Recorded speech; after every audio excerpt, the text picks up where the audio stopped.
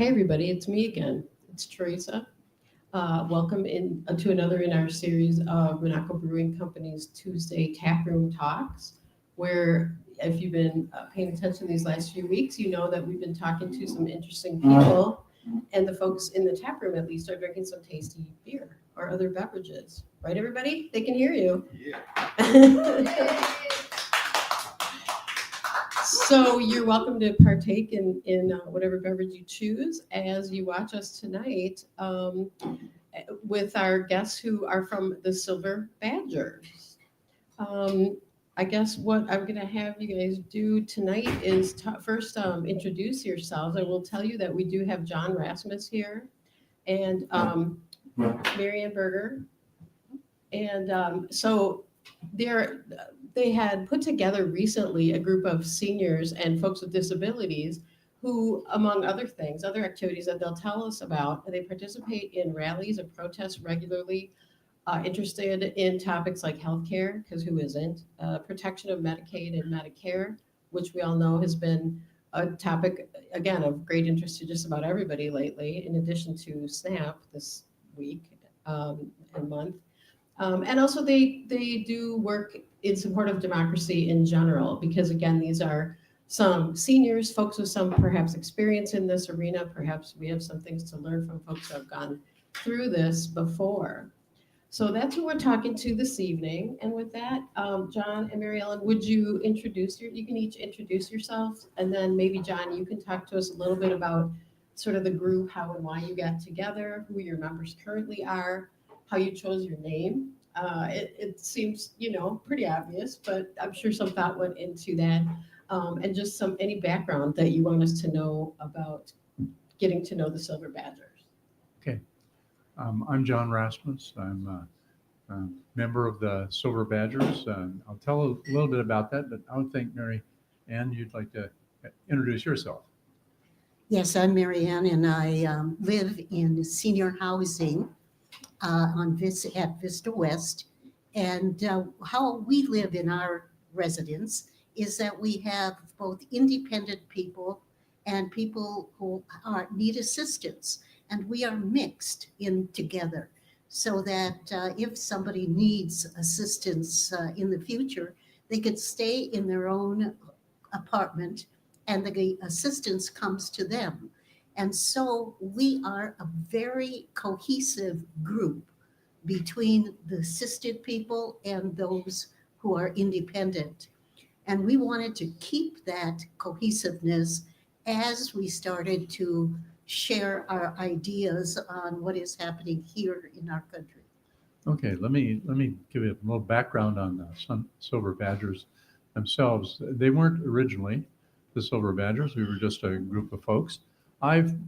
Attended a first demonstration downtown on February 17th, and it was incredibly cold that day.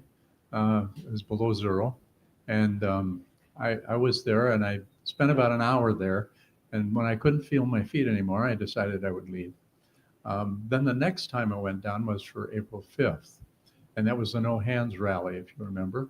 And I went down with some people from my church, and went on the bus. And when I got back, I met with Marianne and another woman who was a part of the group. Her name's Phyllis Stokes. And what happened is that they had asked whether or not for the next rally, if they could go with me, because they wanted to know how to negotiate the bus and all of that to go downtown. So we went, and we went on what was the Saturday before Easter for that rally, and that was you're right. It was the rally where we went, and they went along with me, and there were a couple of others who came along with us, and the rally. When we got done, came back to Vista West. Phyllis and Marianne asked me whether or not, and Gary, I think, asked me whether or not we couldn't, instead of going downtown, whether we couldn't put on some sort of rally right nearby at our place on Gammon Road, it's right on Gammon, right across from Memorial High School. And I thought, hey, that sounds like a good idea. So that's kind of the origin of how we got started. Um, from from from doing that, I decided to forego any further trips downtown to be part of this group. And we then sort of had our first rally on I believe it was May 1st, and we had 23 of us souls from all from Vista West who went out on the and waved our signs and had a really wonderful and enjoyable time. It was good time. So we decided we wanted to do another one. So we did a second one in at the end of May. Um, Not sure the exact date. No, I don't remember. I think it was the 24th. I'm just going to say that. It's the 24th, and we had 25.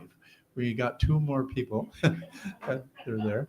And but we also ended up having a conversation at that time with some other folks who we decided, well, hey, so we became a little bit more connected. We felt we needed to come up with a name, and we came up with this name, Silver Badgers, which stands for many of our folks who have silver hair. I haven't been blessed with any, so, but nonetheless, they allowed me to be a Silver Badger anyway. And we have a small little group of people that are actually doing the leadership of this, but we then have had we did the My Kings rally, the first one on June 14th. And at that rally, we had over 500 people.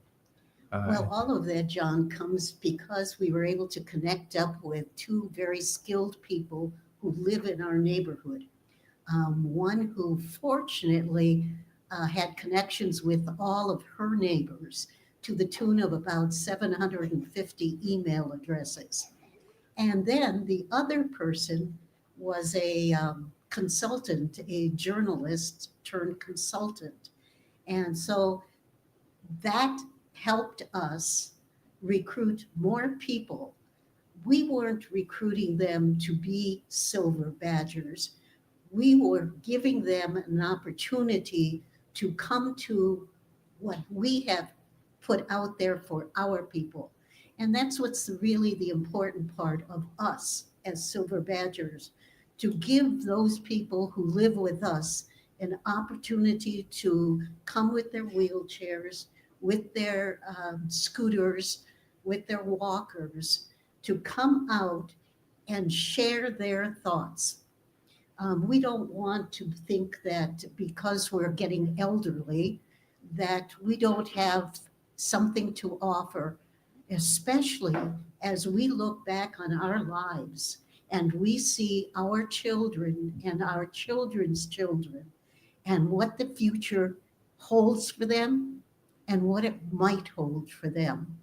And so, with that, then, and the skills of the people in our present neighborhood, we were able at that second rally, if you remember, No Kings 2, to have 750 people come.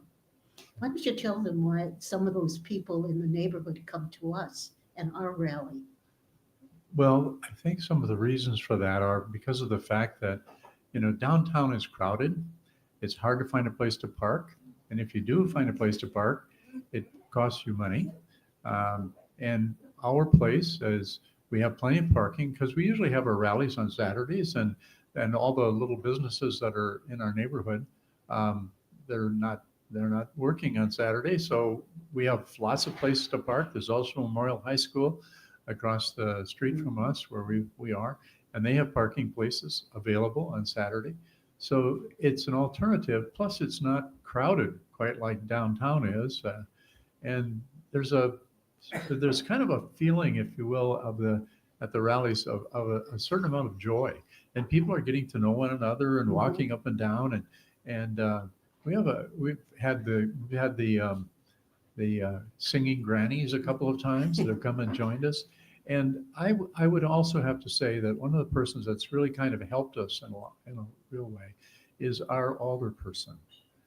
Joanne Pritchard is our alderperson, and she's been there with cowbells and running up and down and cheering us on and really has encouraged us a lot. And we've been very grateful for that. They also, in addition to parking and all of that, numerous people with mobility issues have come to our rally by choice for the same reason that you mentioned before.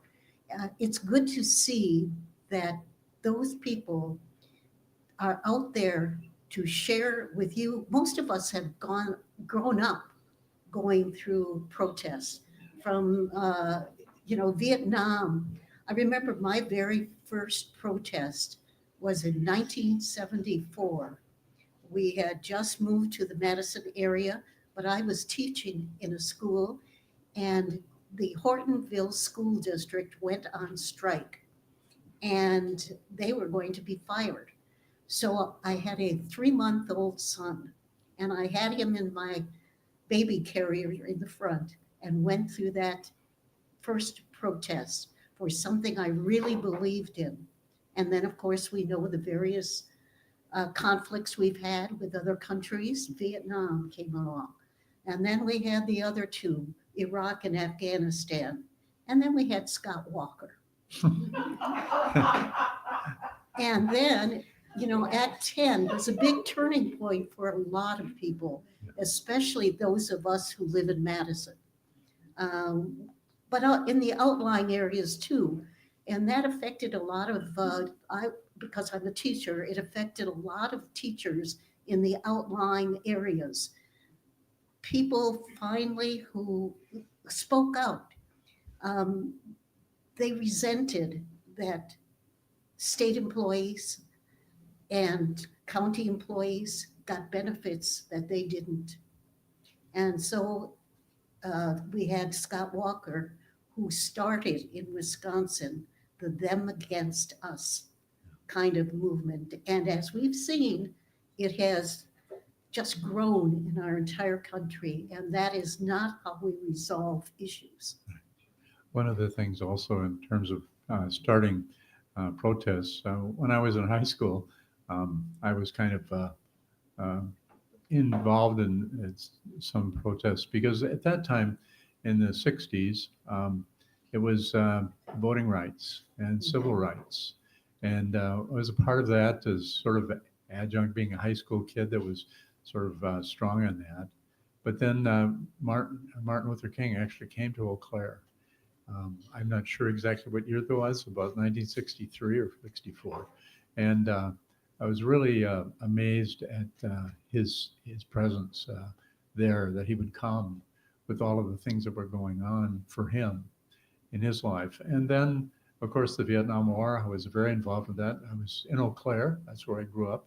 And I was one of the people that was walking down the street, in Eau Claire in this would have been about 1966 or 67. And I remember getting yelled at with a lot of, why don't you go to a different country or something, like love it or leave it kind of thing. And I remember being part of that. I was a member. One of the things that I would say is that not only I did teach school for a while, but I'm also an Episcopal priest. I had a church in Hudson for 18 years. And the Episcopal Church has always been very active, actually, in the social areas, and part of that, and grew up with that sense of a feeling that I needed to do something more than just go to church. You also have a responsibility to the community. One of the things I should also say is that I always have with me a copy of the Constitution of the United States, and it's very important to me that our purpose as Silver Badgers is to defend the Constitution of the United States and defend democracy. Very important to us, and it's for me as an Episcopal priest and And as a Christian person, it to me is not just a political issue. This is not a political issue. In fact, for me, it's a moral issue.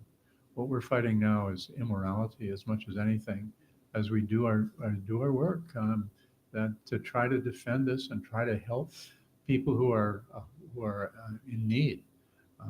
It's an important part of our over there. And one of the things also is we're old. Okay, this group of folks is old. I mean, I'm one of the younger ones, and I think I'm younger. and I am one of the younger ones. And we've got, we've had a woman who's been out there many times who's 99, but we also have had this woman who's 101 who's out there. So we have some age, some folks. And one of the things that a lot of people think that the elderly are just kind of, like they're not really interested. They vote, but they don't want a voice, or they don't. We found that our folks really do want a voice.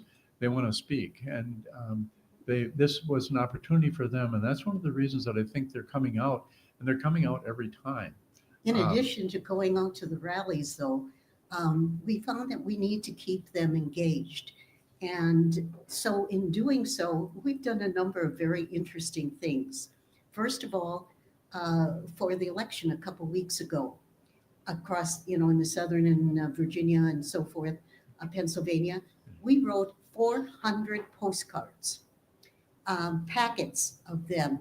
We sent out to swing state postcards at the time, and you can request them yourself.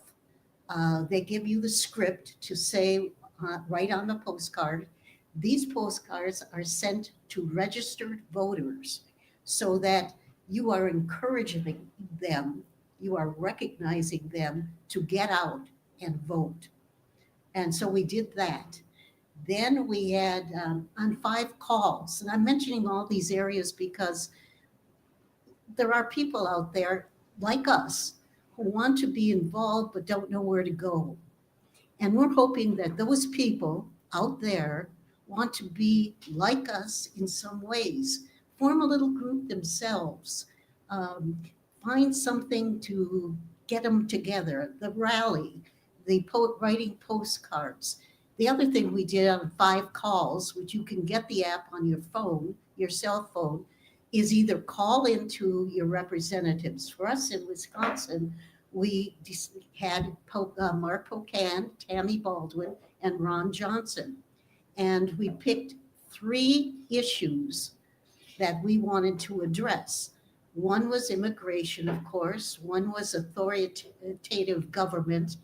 And the third one, John, help me out on that. I forgot what it was now. Was it SNAP?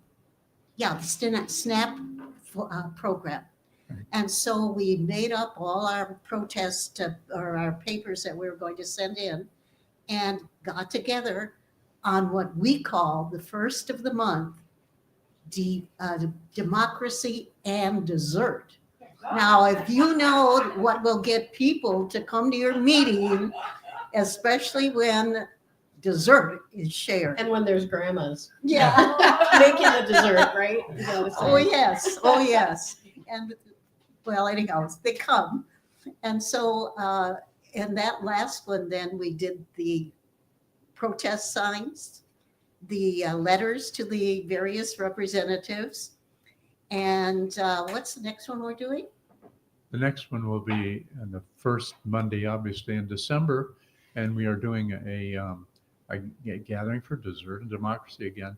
But we're also having a video from the Ideas Fest that the Cap Times puts on. And we're going to watch the video with Stacey Abrams. One of the things I also wanted to point out is that this last dessert and democracy, one of the things that I wrote a letter that we are going to send to Democratic leaders in the nation, and indicating that they need to come up with a policy for immigration.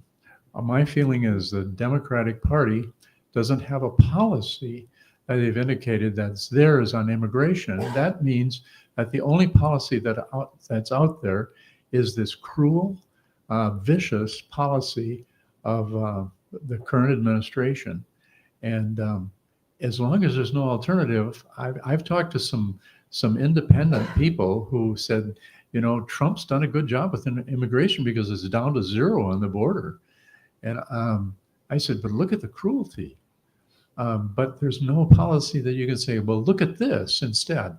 So we're sending out letters, and I had it all ready to go in a sense. But one of the recommendations that came from the group is that we should maybe have people handwrite the letter, because that's most likely to be read than just a sheet of paper that's computerized. So we're going to do that. So we're working on that, and we're going to be sending those things out. So that'll be another part of the things that we're going to try to do.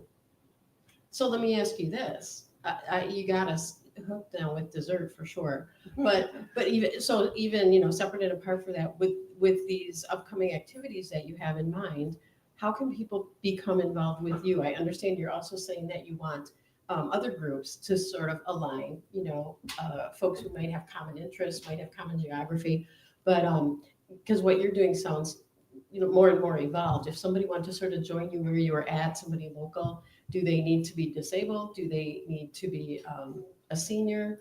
Do they need to live in your geographic area? Perhaps you'd get more people like that naturally, but if folks wanted to get involved, how would they go about that? Well, we've had at the last rally, the Second Kings rally, we had I would say, there were a lot of people that were elderly, but we had younger folks there too. My granddaughter, in fact, was there. Refused to let go of my sign, held my sign for a half an hour, and then decided to climb a tree, which she did, and waved the sign around in the Good tree. visibility. Yeah. And so there's no limitation as to people who can be a part of the rallies. The rallies just happened to be that we started kind of doing it, but we encourage people to come and be a part of it. And it really sort of has a family sort of feeling to it. I mean, I think it does now, but we want people to understand too that the Silver Badgers was started for the people who reside with us at Vista West. And so these democracy and dessert and the petition writing and the postcards is all done there for the people who live there. But what we're really trying to do is encourage people to start their own little silver whatevers. Or whatever color. Or whatever color they are. Yeah. You don't have to be elderly. You can be anybody who wants to just get out there and speak your mind. Now we have down here on the chair, we have the little silver badger pins that you can wear. You can be a part of our rallies, voicing our opinions by just doing that. We also have, we didn't want to do this kind of thing, believe me, but when we pay 61 cents a postcard to mail it, we needed to have some saleable items. And so we're doing that kind of thing. Take a look at our Facebook page, Silver Badgers. People respond all the time to that. I'd like to see somebody out there. That would be the best thing for us. If somebody would take up the kind of thing we've done, whether it's your church group, your neighborhood group, your family, something that gets you motivated to get out. Yeah, at the last rally, I was going to also say that we had a person there who came to talk to me, and they were from Edgerton, and they drove all the way from Edgerton to and it was an elderly person. She had oxygen even, but she drove all the way so she could be there to be with us because she read about it on Facebook, and so she decided that she wanted to be there. I have one other thing that I do want to make sure that we know is that one of the reasons that we were fairly passionate at their Silver Badgers group is because of the fact that almost all of us have children, and all of us have grandchildren, great grandchildren. And Marianne had mentioned earlier about that. But one of the things that I know is that I have in my life, fairly long, I have enjoyed all of the freedoms and rights that we've had as a people, and I don't want my granddaughter not to have those rights. I would, and we've seen in the last 4 or 5 years, maybe 10 even, some eroding of some of the rights. We've seen the eroding of the voting rights that we worked so hard for in the 60s. We see the eroding of women's rights, which came as a result of the repeal of Roe v. Wade with the Dobbs report from the Supreme Court. And one of the things that our folks feel really passionate about what kind of country are we going to be living in, or are our children going to be living in? So we're not just a bunch of old people that are looking out for our Social Security benefits. We're concerned for our children and our grandchildren and our great-grandchildren. Do you have thoughts on that subject? I too am invested in the future. I just have one son at this point, but it's tough. Like this morning he texted me and he basically said, sorry if there's any censors on, but he just said, Mom, everything sucks. Yeah. And do you guys have thoughts? I'll just ask you, parent to parent, elder to elder, I guess. Do you have thoughts after I sort of missed, I'm a little bit younger than you all, and I missed Vietnam. I was in, kindergarten, and then this is kind of my first real experience with some of this too. Do you have ways that you talk to maybe younger people, that you talk to your children, your grandchildren, to say, we'll figure out a way to get through this? We can never know that. And this, what we're experiencing now has never happened. But having been through Vietnam, having been part of change, having affected some change in American society in your lifetime, do you have things that you can say to younger people or to the mom of a younger person when their son says, hey, everything sucks right now? Tall order, I know. Yeah. One of the things I think that I would say is that just don't give up. Don't crawl into a hole or anything like that. What you got to do is you have to be out there. You have to say things. You have to do things. In the Vietnam War, when we were protesting during the Vietnam War, it didn't look like it was going our way for a long time, and there were a few things that turned the tide, if you will, and some of them were horrible. Some of them were tragic. I think one of the things that started to get people to feel differently about it was the Kent State shooting, when the military that was there as the National Guard opened fire on some of the students that were at Kent State, and some were killed. It wasn't very many, but it was one of the things that catalyzed people to come out. All of a sudden, people felt like they had to get out in the street. They couldn't just let this happen. And I think that's one of the things that I feel about the times right now. I think what is making some of the erosion in the administration right now is the fact that we have had we've had these demonstrations. And while it may be nothing to the guy that's the head up there, but it means something, because other people are seeing that and they're going to be interested in it. But also the elections that we had on Tuesday goes a long way to making people feel like, well, maybe there is hope. And I think that's one of the things that we found. That I was talking with one of the other people in our group, and he said, we want to have a rally.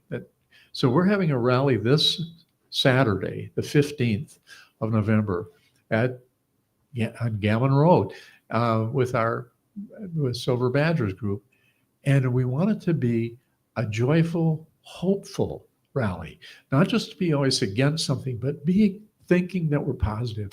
Here is something wonderful that we feel that has happened, and we want to be a part of it.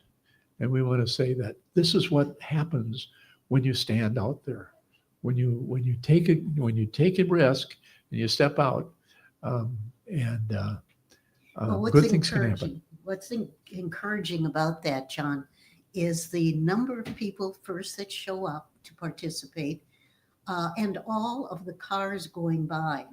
that recognize us with their horns beeping, with their waving of their hands, that shows that we can't dismiss what's happening. Some days I'm just overwhelmed with very negative thoughts about what is taking place. But then this kind of activity brings me that hope. Yeah. And so we're trying on Saturday to, yes, have some, I'm sure people will show up with signs against this or whatever, but we're trying to say, this is a positive thing. Look, we've Yeah. overturned so many elections in the other parts of the country that people are standing up finally. It's not going away. And Mm. I think it's something you mentioned earlier, John, about erosion. You know, when you mentioned Kent State, look what's happening with that immigration. We never saw that before. How can it be if there is a law that says we at a protest have a mask on, we could be arrested? How can these people who are rounding up immigrants, not identifying themselves, not putting on, they have a mask on, and they're so horribly vindictive to them? They don't give them a right. Where is due process gone? Yeah. One of the things also about the tooting and the horns and stuff that I wanted to mention is, there are some people that I've noticed in watching that they actually drive by and toot and everything, but then a little while later I'll see them driving by with a sign that they want to sort of be a part, so they get to show the sign, so they're going by. And one of the things at the last rally, which was kind of almost a little bit scary for a moment, was there was a young man on a motorcycle who took the motorcycle. He stood it right up and he went roaring past us both directions, and it was kind of wild. But so we're getting response from the folks that are there, and we're hopeful that we're giving them encouragement to feel that they can be a part. Yes. Well, thank you for that. One of the things I did this morning when I got that text from my son was I had just seen on social media, too much social media, that's what makes you sad sometimes. But today it made me happy to see that President Obama had greeted the Badger honor flight. Yes. Did you all see that? Yes. And just like a true commander in chief, you know, so appreciative as our current president loves to just run everybody down, including the military, for heaven's sake. So it was our Badger honor flight, which I've had the honor of being part of with two different relatives. So I know how special enough that is, so special anyway. And the one gentleman was like, yeah, it was really cool meeting Obama, but when we got off the plane and all those people were there cheering for us, it's Yeah. like, you're never going to have that again either. Yeah. So I guess, yeah, so thank you. We gotta keep positive. We need to sort of, take what we can get. So with that, unless you guys have anything top of mind, I wanted to ask the audience in the tap room if there's any questions you all have. You may not, because I think most of you are actually part of the organization. But if there's anything maybe that one of you would like to just come up and talk about, maybe your experience with the group, that would be welcome. Or if you have questions for Mary Ann or John. Anybody have anything that they'd like to share or ask? I get the part about not wanting to drive downtown, you guys, by the way. That's what I would add. Over here? On this Saturday, you're gathering on the street from 3 o'clock till 4 o'clock, correct? That's So great. she's saying this Saturday, gathering on the street from 3 till 4. She's looking at the poster.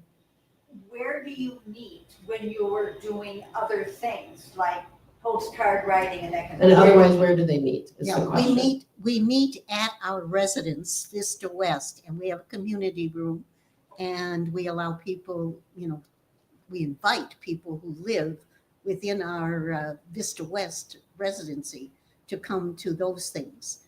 But the other things you can do yourself by requesting postcards. You do that online. You do it going to postcards for politics. And there's so many different groups that do it. You can do the 5 call 5Call on your phone. That's an app. And you go to that and it will give you numerous topics of concern, and you pick out the ones that concern you. And the telephone number is for your particular representative or senator, and it will go directly to them. You pick that out, you sign your name. There are many ways out there. We're trying to share them with people who don't know about it. So you can either share it with other people. That's one way of getting involved. Any other questions on that? Yes, thank you. We've had some activities and some things here too. We're not as active with that now that it's colder and it's winter and people don't want to come out as much. But feel free to check our Facebook. We have 2 different Facebook sites, one for the Minocqua location and one for this location. And then we have, for us here in this tap room, we have mbcmadison.com. So keep an eye on that because I think the activities in the tap house may ebb and flow, but we've sort of had the same approach, trying to get together like-minded individuals. Scott, our manager, had folks making signs prior to the No Kings, both of the No Kings rallies, and then this last time we had some events here afterward. And so we also mindful of, especially, folks with disabilities, maybe you can't go to downtown to the square and march, but you could come in here and you could make signs and hand them off to people who are going down there. And, we'll have some things happening here. So you can be part of the movement, even if you're not actually physically marching. Sure. So keep an eye on us too, because we've got the same idea. And I think there's collaborating too going on among some of these networks and groups. You sort of just, it sort of extrapolates out. And we're definitely stronger together. And that's part of the reason we had the Silver Badgers in here tonight. Is we can sort of maybe form some alliance. There's some things that we can work on together. There's all sorts of networks that we can build if they're not already built.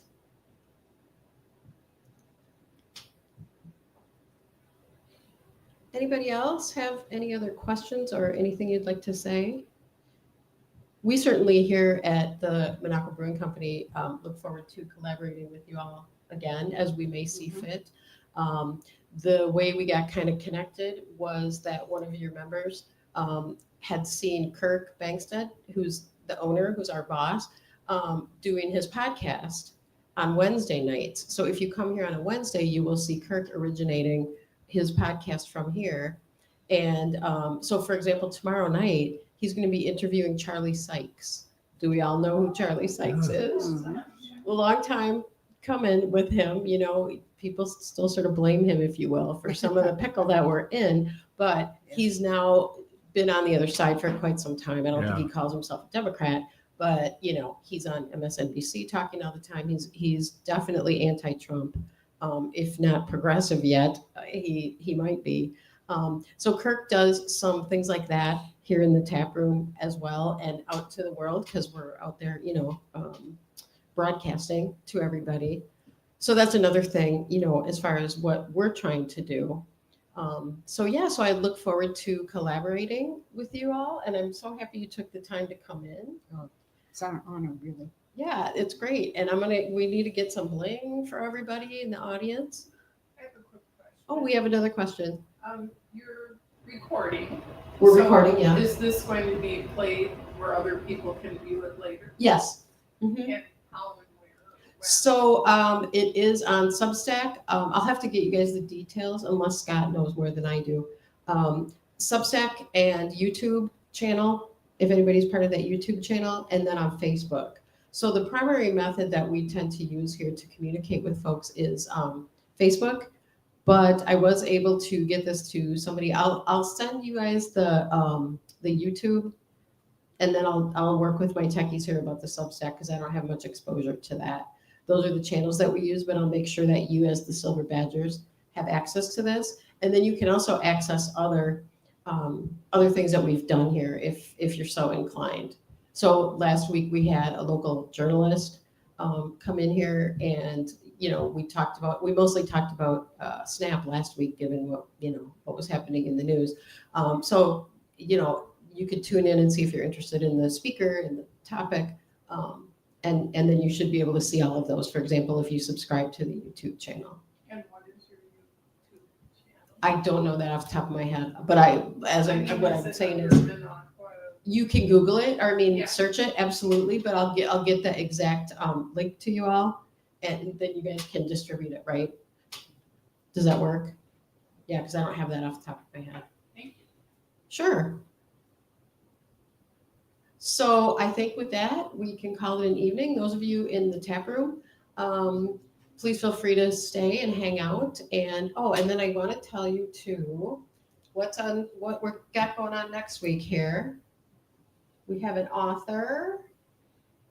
So next week we have our guest Betsy Corbiner, and she's a Best Indie Book Award winner. That's intriguing to me when they throw the word indie in there. And the book is called Time, Beauty, and Grief, A Hike Through Wisconsin's 50 State Parks. And of interest to this group is apparently it's a reflection on aging, and it's a novel about somebody who commits to hike through all of the state parks as she's sort of pondering, the rest of her life. So I think that'll be super interesting. So everybody come on back for that. Otherwise, thanks again to the Silver Badgers, and have a great night. Thank you.